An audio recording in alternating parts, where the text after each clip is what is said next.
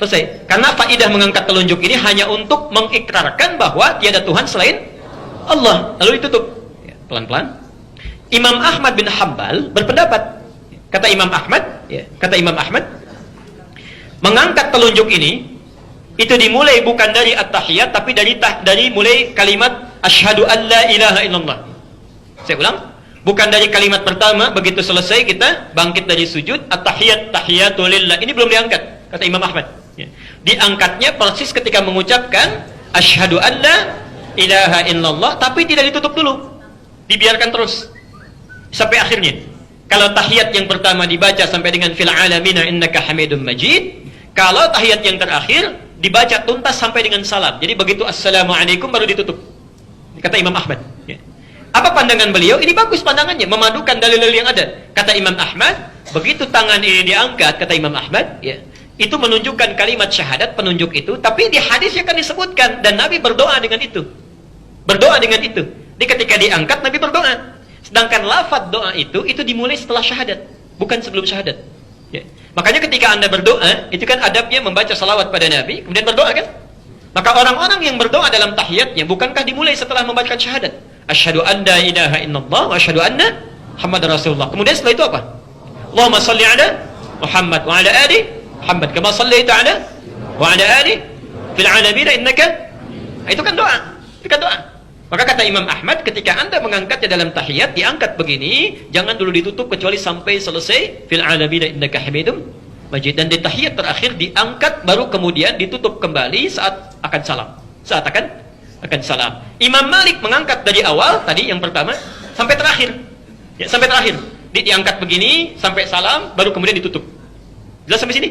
Di sini ada 3 pendapat yang utama, Imam Malik, Imam Abu Hanifah, terakhir Imam Ahmad. Tapi ketiganya belum mengomentari apakah digerakkan atau tidak. Digerakkan atau tidak.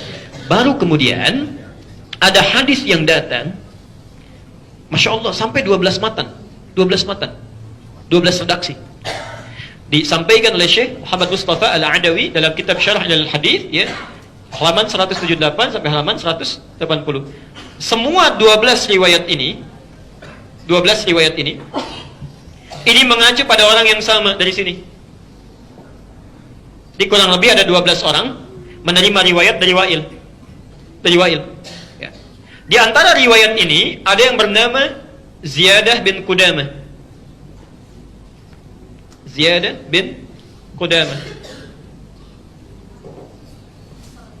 Riwayatnya sama seperti yang pertama dari Ibnu Umar, cuma ada tambahan, ya. Di mengangkat telunjuknya begini, kemudian membuat lingkaran antara yang jempol dengan yang tengah gini. Ditambah di akhirnya thumma yuharnikuha, kemudian menggerak-gerakannya. Thumma yuharnikuha gini. Yuharnikuha. Pelan-pelan.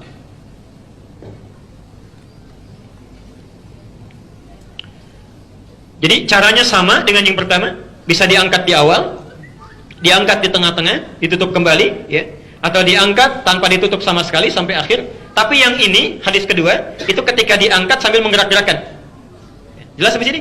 Pelan-pelan. Tsumma yuharrikuha, diangkat sambil menggerak-gerakkan. Jadi, saya mau simpulkan dulu dengan pelan-pelan. Kalau ada orang mengangkat begini tanpa menggerakkan pun, karena hadisnya juga ada, kuat riwayatnya, maka itu sah. Tidak ada masalah.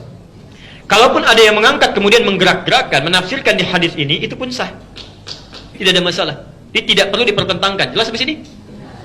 Jadi jangan misalnya usil, ya. Wah, misalnya ada yang angkat gak menggerak-gerakkan. Itu kurang soleh itu, ya kan? Jarinya jangan-jangan tidak bermasalah.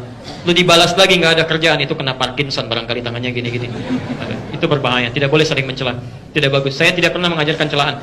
Ya, pelajari dalilnya, tandakan landasannya, tanyakan landasannya, baru amalkan. Ya. Tapi kalau Anda tanyakan, mana di antara ini yang paling kuat? Ya. Anda tanyakan pada kami, mana di antara ini yang paling kuat, kita bisa bandingkan. Tapi perbandingan ini jangan sampai mengecilkan yang lainnya. Ya? Nah, ulama hadis dalam hal ini memandang mengangkat tanpa menggerakkan itu lebih kuat dibandingkan mengangkat dengan menggerakkan. Ya. Dengan 2 alasan. Bahkan 3 nanti, ya. Satu. Hadis tentang menggerakkan diriwayatkan oleh Ziyadah bin Qudamah, dari Wa'il bin Hujur, ya. Dari 12 hadis itu cuma satu orang yang menyebutkan menggerakkan tangannya. Sementara 11 orang lain yang meriwayatkan hadis yang sama, itu mengatakan tidak ada tambahan di hadis itu menggunakan kata yuharrikuha. Tidak ada tambahan menggerak-gerakkan.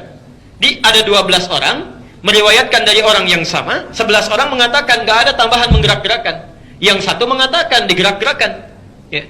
Jadi kalau 11 berbanding dengan 1, kira-kira yang lebih kuat yang mana?